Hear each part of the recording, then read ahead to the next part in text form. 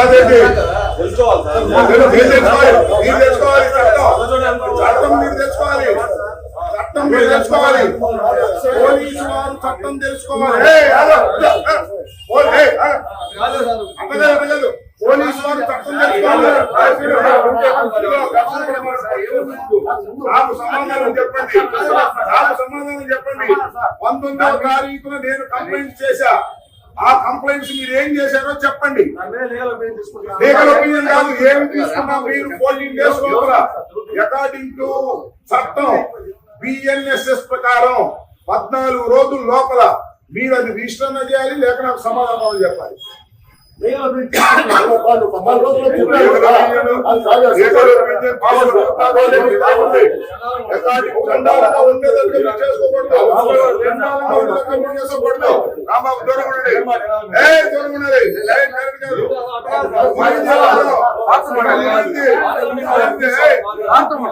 చెప్పండి, సమాధానం చెప్పండి.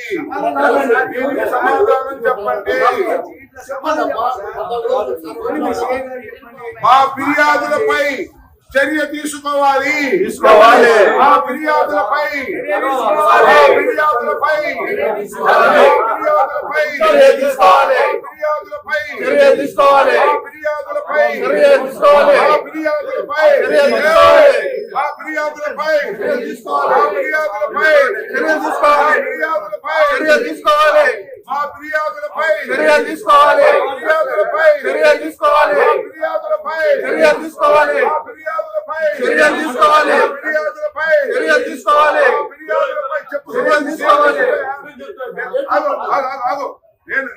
చెబుతున్నా. నూతక్కి నరహరి ఎస్ఐ గారు, మీకు నేను ఒకటే చెప్తున్నా, 19వ తారీఖున నేను ఇచ్చినటువంటి కంప్లైంట్స్ ఏమి చేశారో ఇంతవరకు నాకు సమాధానం చెప్పలేదు. నేను స్వయంగా వచ్చి నేను కంప్లైంట్స్ ఇస్తే కనీసం రిజిస్టర్ కూడా చేయకోకుండా, మీ విధులను మీరు నిర్వర్తించుకోకుండా చట్టాన్ని ఉల్లంఘిస్తున్నారు మీరు. దానికోసమే నిరసన తెలియజేస్తున్నాను. సమాధానం చెప్పండి. చేయగలరు మాట్లాడు,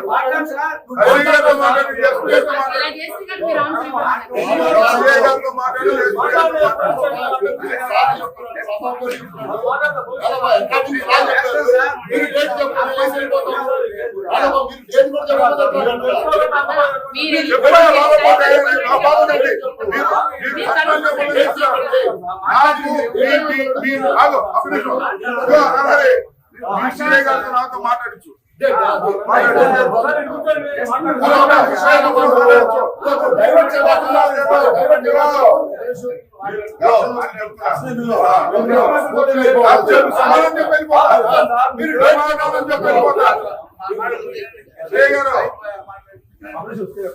నమస్తే, నేను ఇప్పుడు ఎన్నిసార్లు అడిగాను సార్ మిమ్మల్ని?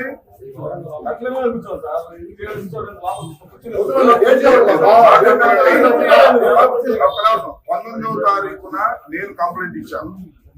చట్ట ప్రకారం 14 రోజులు మీ దగ్గర అట్టి పెట్టుకోవచ్చు. కొత్తగా వచ్చిన BNSS ప్రకారం 14 రోజులు దాటిపోయింది. నాకు కనీసం అయిన సమాధానం ఇవ్వలేదు నా కంప్లైంట్స్ మీద. ఇది మీరు ఫోన్ చేశారు, ఏం ఫోన్ చేస్తే నేను మీకు ఎన్నిసార్లు ఫోన్ చేశాను? అవుట్ ఆఫ్ స్టేషన్ లో ఉన్నా సరే నాకు వార్తాపూర్వకంగా ఇది ఫాల్స్ అనో రైట్ అనో తప్పనో మీరు రిజిస్టర్ చేశారా కేసు? మరి ఇదేంటి సార్ ప్రిలిమినరీ ఎంక్వైరీ? మీరు సార్ మీరు ఒకసారి యాక్ట్ చూసుకోండి. ప్రిలిమినరీ ఎంక్వైరీ కోసం మీరు 14 రోజుల పాటు మీ దగ్గర పెట్టుకోవచ్చు.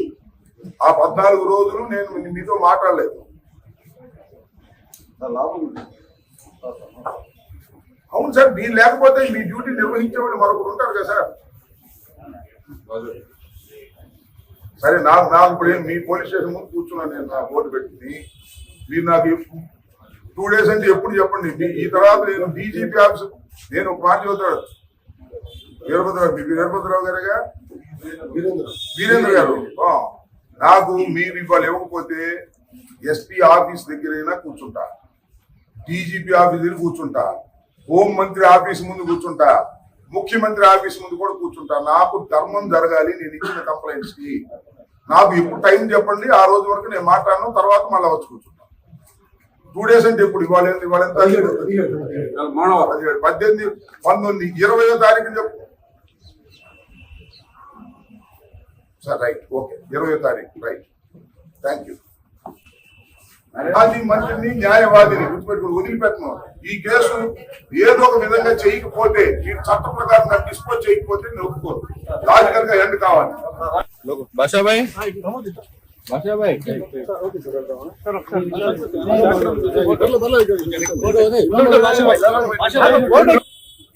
నేను ముందు చెప్పినట్టుగానే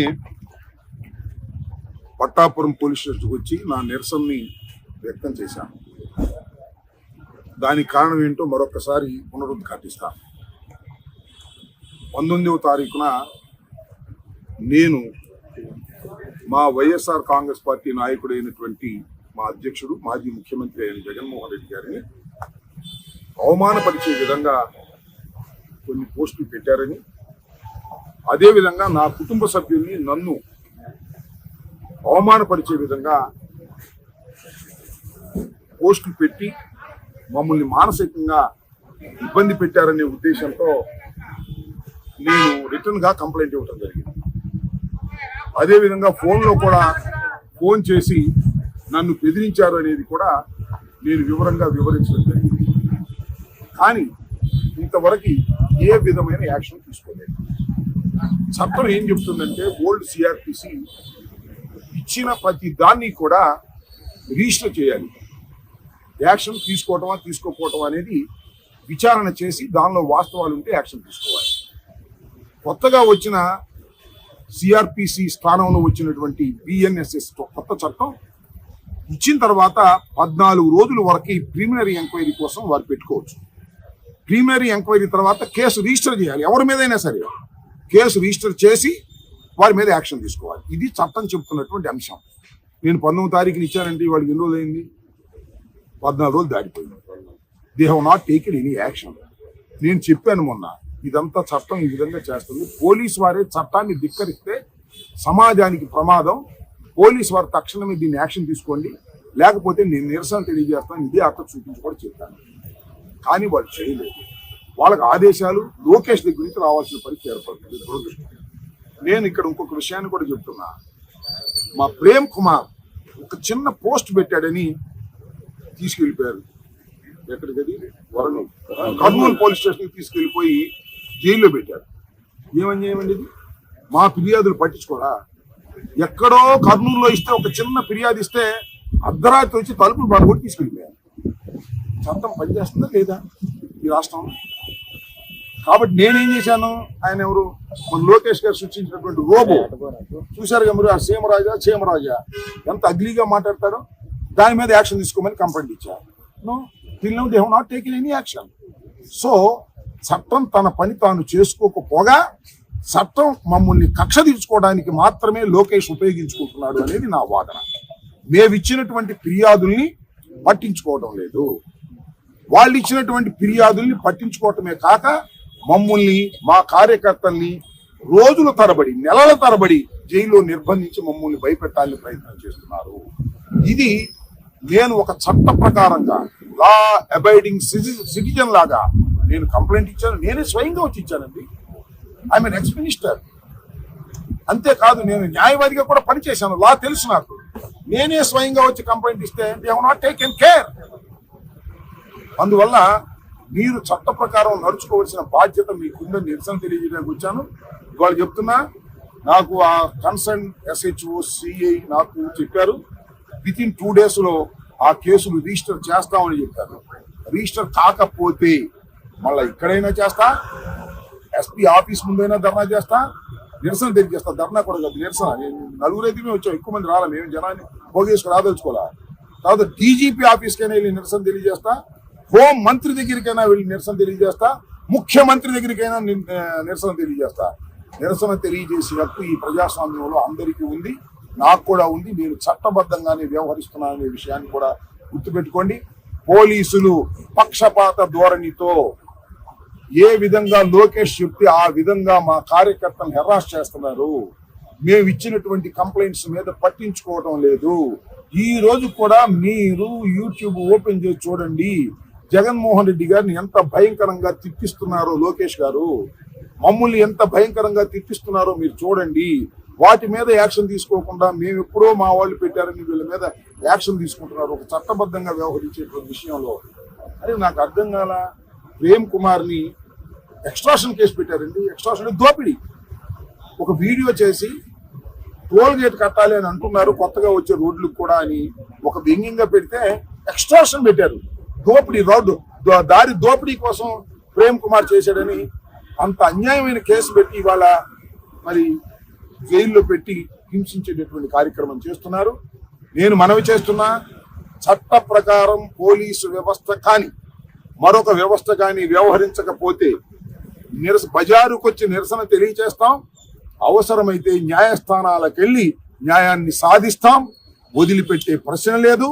మా మీద అవమానకరంగా మానసికంగా వేధిస్తూ పోస్టులు పెట్టిన వారి మీద యాక్షన్ తీసుకునేంత వరకు ఈ పోరాటం ఆగదు అని చాలా స్పష్టంగా చేస్తున్నా.